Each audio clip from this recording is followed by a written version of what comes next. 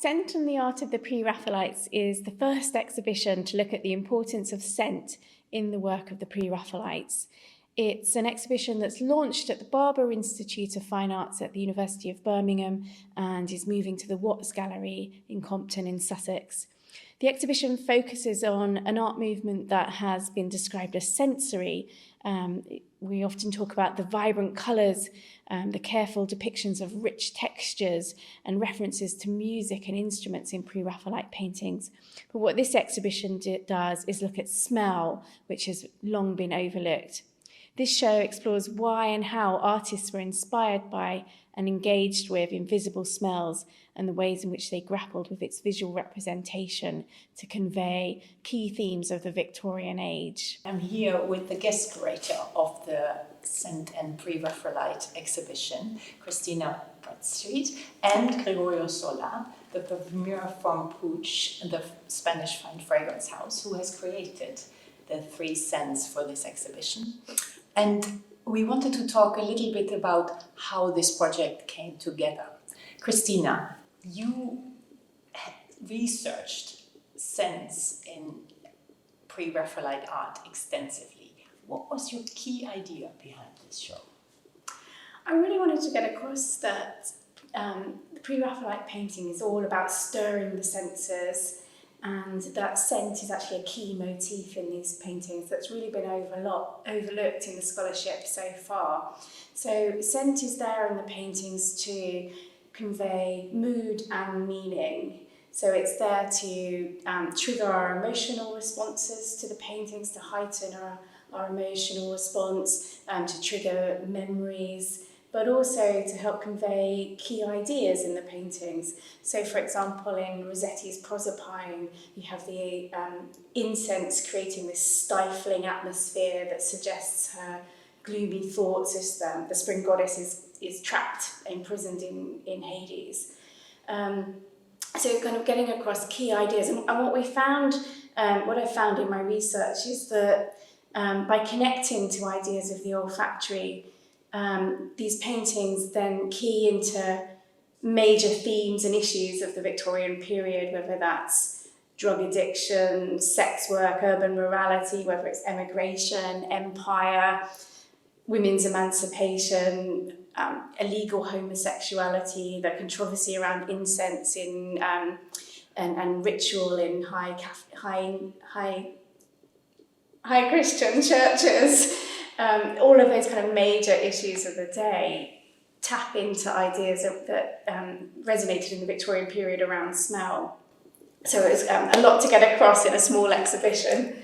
Yeah, and I think that's really the difference when we started talking to Gregorio, because you were involved in the other earlier scented exhibition at the El Prado Museum in Madrid in 2022, and you then developed 10 scents for that show. But some of them were rather literal ones, like the scent of the orange blossom or the civet, the cat poo. But here, this time, Christina briefed you almost to capture an entire painting. So how did that change your work? Well, it changed a lot. It changed a lot because you have to interpret what the painting Millet or Simone Salomon was to put in the painting. So thanks to her, to all the information we have had in our meeting, all the information she translated to us, all the researches she did before we started doing the perfume helped us to interpret the painting and the different facets you can find inside. As I said in a conversation before, the countryside in England is greener than other in the world. The smell is, for me, is more fresh and wet than others. And then you have to translate this feeling that of the countryside in England is something different because it's not the same that other in the world.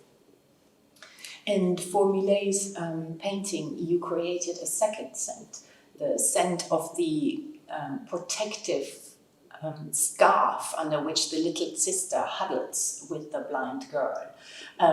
Christina, what significance does the scarf have in the artwork? Yeah, so maybe if we could go back to the first scent as well. So the first scent with that is the English countryside, as you say, but I really wanted to get across this idea of the scent of the rainbow. So this idea, a Victorian literary idea of the scent of the rainbow, the fresh wet grass after a rainstorm, and the earth and flowers have come out after a rainstorm, and that this scent of the rainbow is a signal heralding the presence of God for the Victorians. So we have this kind of heavenly scent that captures the whole painting, but also the scent of the rainbow. And then in contrast, the scent of the scarf as something kind of much more earthly, so the contrast of heaven and earth. So here, much more getting across the sense of their poverty. The two girls are usually seen as homeless, orphans. She, of course, is blind as well. She's wearing workhouse clothes, linsey woolsey cloth it's called, which is a kind of linen and wool weft. So obviously we wanted to kind of capture a bit of that sort of sense of the woolen cloth, but really kind of thinking about the way in which the younger child is nestling into the blind girl, perhaps her sister, almost sort of taking shelter behind her, nestling into her. She looks up and beyond in amazement and wonder, or at the sublime spectacle. So she's from the earthly to the heavenly. And I think of that scarf as being her home in a world in which she is homeless. That's her connection, her safe place to her sister. So although they are homeless, we talked about not wanting to have a smell that was the stench of poverty, but something more comforting. Yes, it may be a bit dirty, but they're doing their very best to keep themselves clean in the circumstances. The clothing is very worn, but it's not actually dirty when you look closely. So it was a really complex task that we set with you. That's true. No, but to complete the way she explains is the way we build up the perfume. So at the end, it's the contrast between the heaven and the heart. And then we start the linsey woolsey fabrics doing something clean, and then adding animal note. So we start at the beginning with this clean side of linen. So it's this heaven side, and then the moody is the heart side. But as you say, it's a contrast always.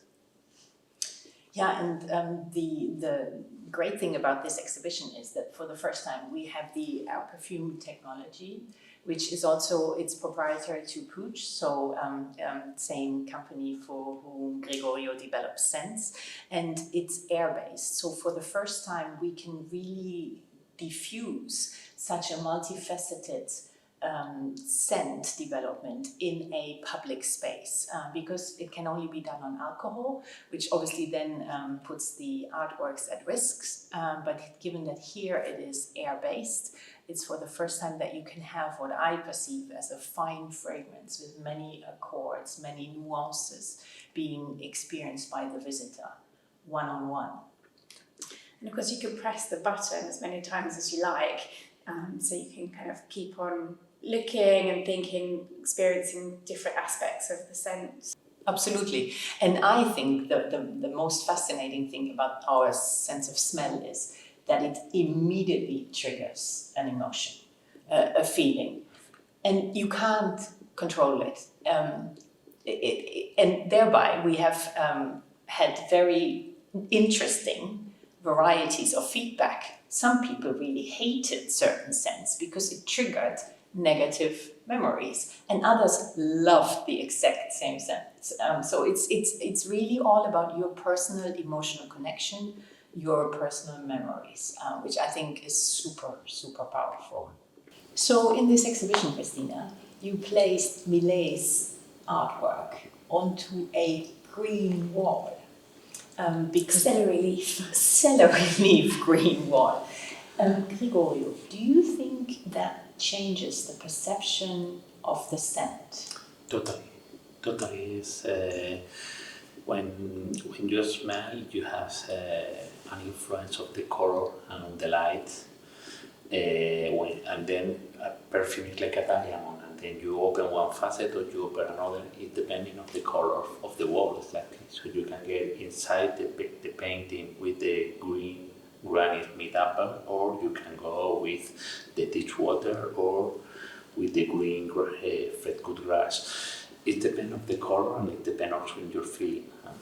When I first smelled the first scent for the Millet, I really got the apple note in the perfume, and there is Granny Smith in there, isn't there? But I think the green has helped to kind of heighten that for me. When the exhibition moves to the Watts Gallery, it will have a different wall colour behind it. We're still choosing the wall colours actually. But one colour that we were looking at is a kind of steely blue, which I think will go very nicely with the storm clouds in the background. But that will, I think, change the way in which the scent works for people, which will be really interesting to find out. I think the rain, because we added this to have this feeling after the rainstorm. We added a rain accord to increase to highlight the green of the grass, but to give this humidity. And as Christina said, it's not salty because it's near the sea, but it's not a salty feeling. So we started with a clean rainwater accord, and I think that you will see more that facet when this wall will be blue and steel than with the one with green. Our sense of smell, faster than the blink of an eye, ignites our emotion and memories, and thereby magically helps us to think and feel the Pre-Raphaelite arts in a whole new way.